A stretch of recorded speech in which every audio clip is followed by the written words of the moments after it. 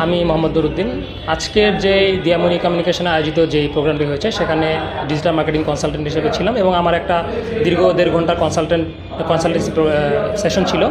So দিয়ামণি communication সবসময় হচ্ছে সুবিধাবঞ্চিত যেই উদ্যোক্তারা আছেন এবং যারা তাদের এই বিজনেস পরিচালনা করতে গিয়ে বিভিন্ন ধরনের প্রবলেম ফেস করতেছেন এবং ডিজিটালি অনেক নলেজ তাদের নাই, এই ধরনের নলেজ শেয়ারিং করে থাকে এবং ফ্রি মেলার আয়োজন করে থাকে। সো সেই ধারাবাহিকতায় আজকে এই প্রোগ্রামটি অ্যারেঞ্জ করা হয়েছে।